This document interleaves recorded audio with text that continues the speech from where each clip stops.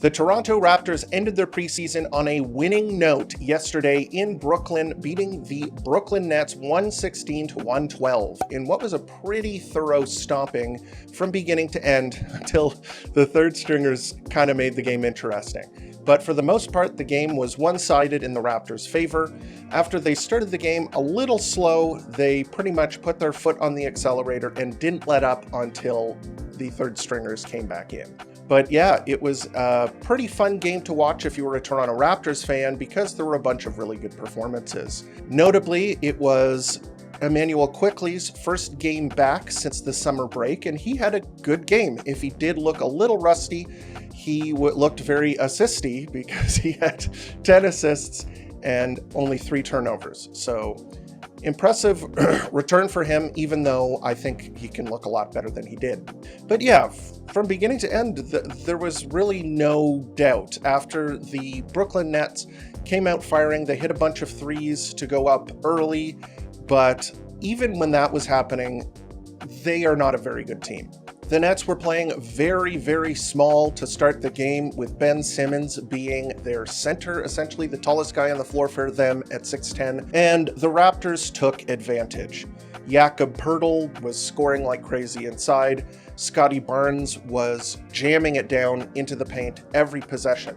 Those two bullied the Nets from the opening minute. As I mentioned on Twitter yesterday, this is kind of underscores the importance of having a center, because when you don't have a center, other teams are just going to score inside every trip down the floor, which is kind of what the Raptors' MO was. They couldn't shoot for the first part of the game.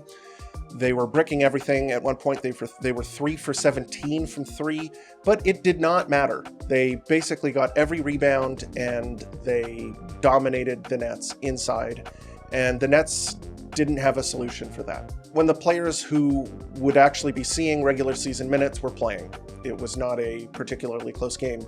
And I think that this one just goes to show that there is some mileage between where the Raptors are as a real team and the Nets where they are as kind of a team that will probably lose around, I would say, 60 games this season. I know they have a couple of injuries, but in terms of their personnel, I just don't think they're built to win, and I don't think that they're trying to win this year. I think they're in the Cooper flag race.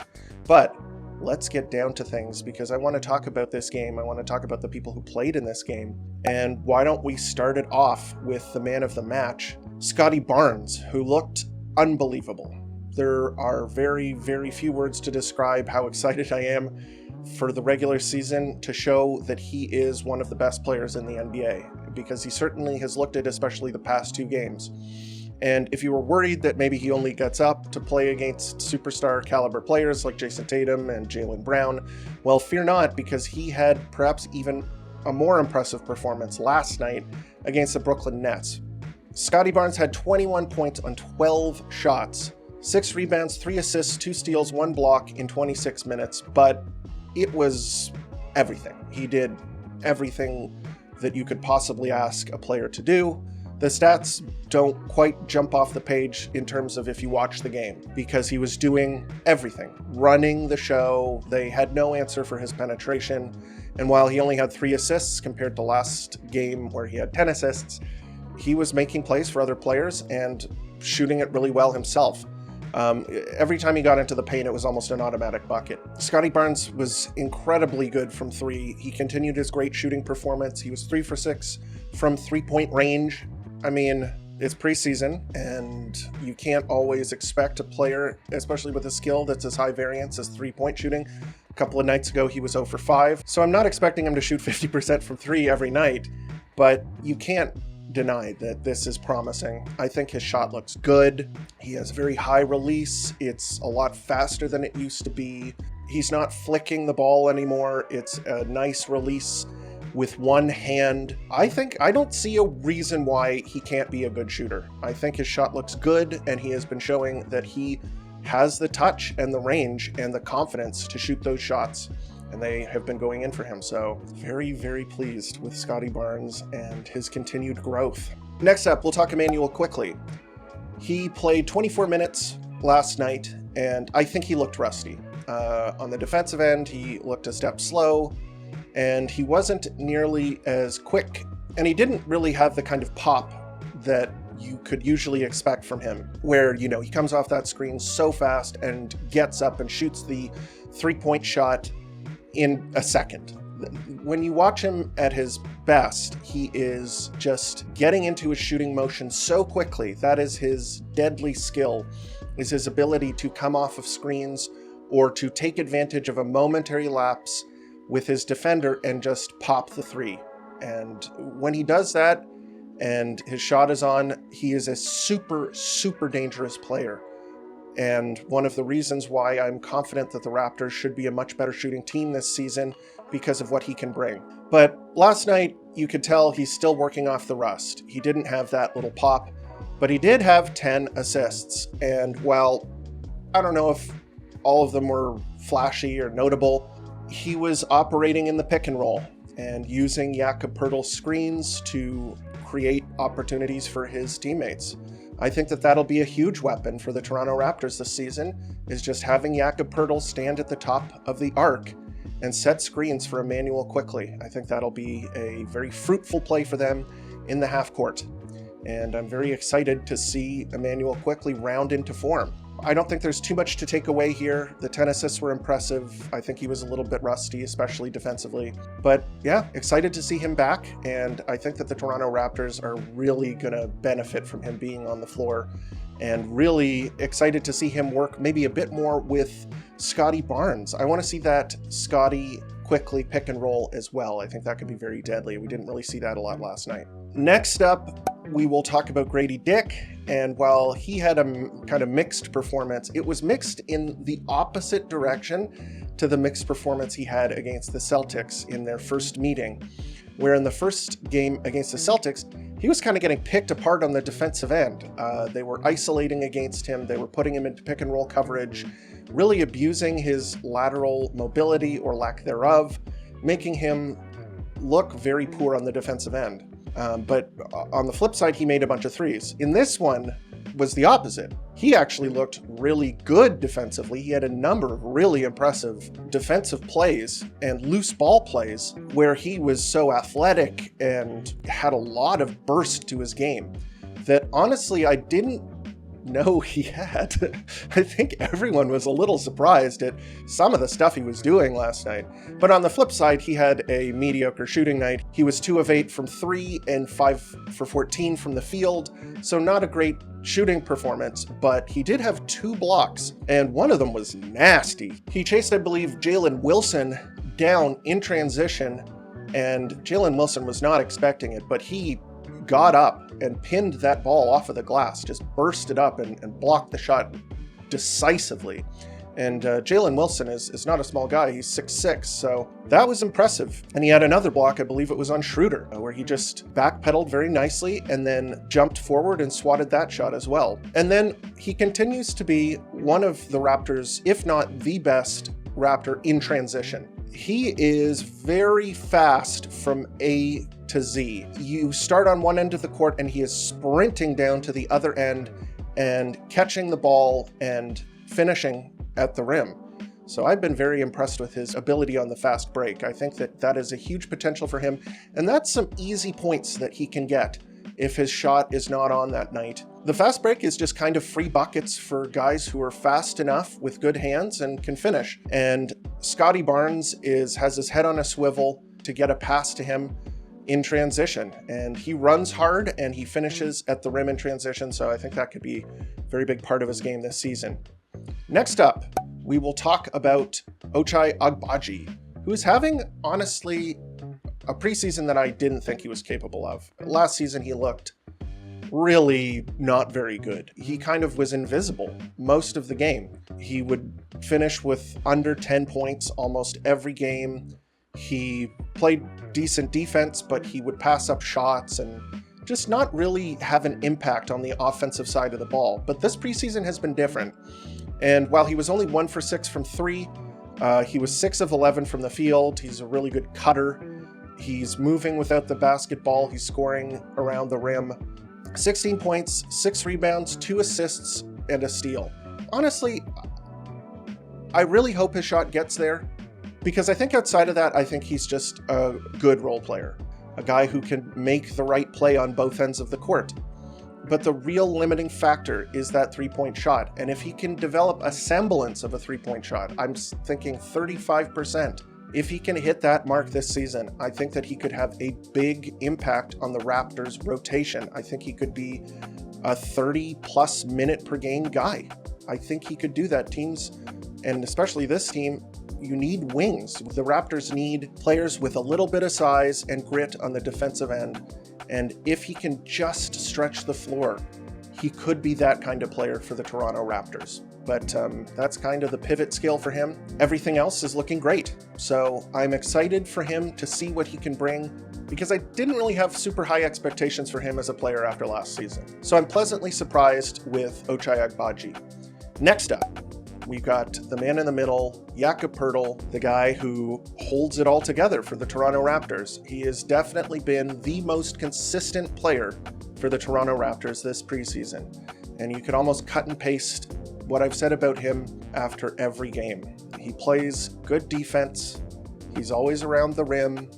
Teams kind of have to go through him to get a basket at the rim whenever he's on the court. He grabs rebounds, and he is a consistent finisher inside. It doesn't always look pretty. In fact, it's kind of ugly what he does on the inside, but you can't argue with the results. He was 7 for 11 from the field, 8 rebounds, 4 assists, 2 blocks. Yet again, very boring player, but that's what you need. You need some boring players, guys who will just do what is needed, do their role, no frills, get the job done. That is Jakob Poeltl. Very satisfied with his performance.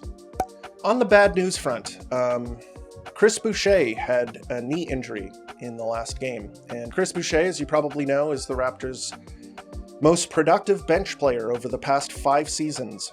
Every year, he consistently puts up the same stat line every year. Per 36, it is shockingly consistent. He has good nights, he has bad nights, but when you average it out, it's a very productive bench player. And he went knee to knee with a Nets player, so prayers up to Chris Boucher.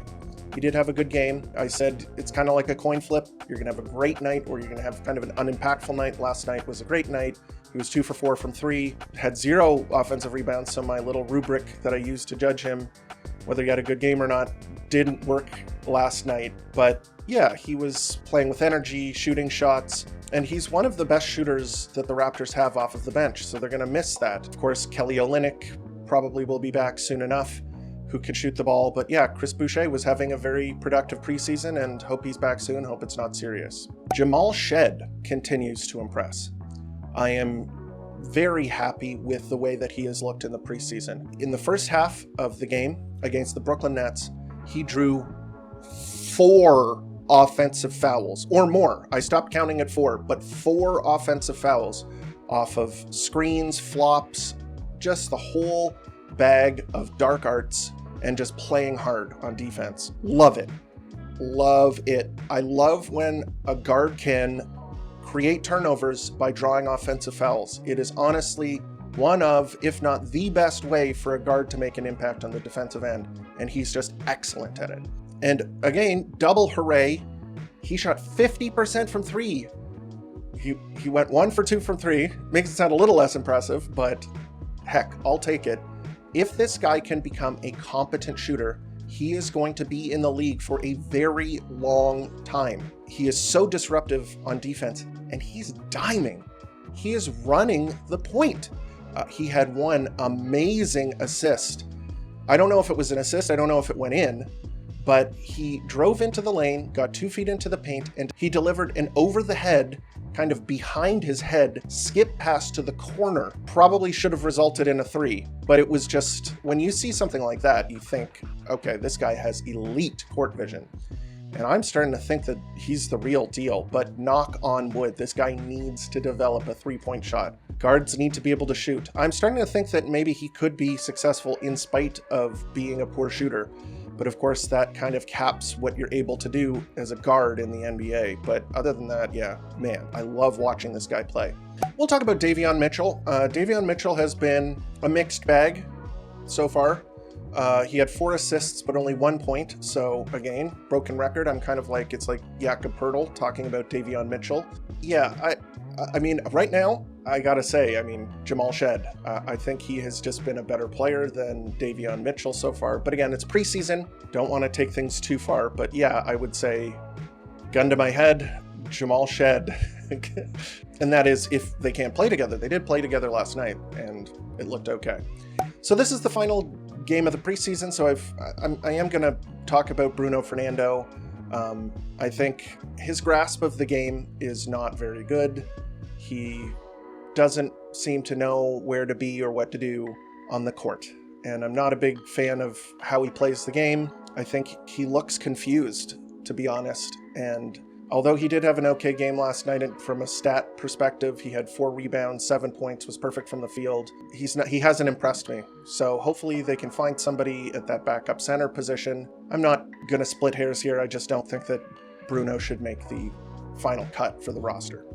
Mogbo has to show me something on offense. I mean, we can sit here all day until we're blue in the face talking about what he can do, handle the ball, grab rebounds, play defense, etc. He was 0 for 3 from the field. He had 1 point. He needs to score points. This is the NBA. Of course, role players have a place. Role players also have to chip in on the offensive end and be able to score the ball. It's just a fact of the matter. I predicted that maybe he would play for the big club. I'm starting to second guess myself. I think he needs a bit of time in the G League to get some reps as a guy who can score the basketball. So need to see more from him on the offensive side of the ball. Jamison Battle, he played 9 minutes and he had a 3. Yeah, he's a very consistent shooter. Had a perfect preseason streak. He hit a 3 in every single game. Just thought I'd point that out. Not much else to say about him. And then the third stringers, a whole bunch of them played.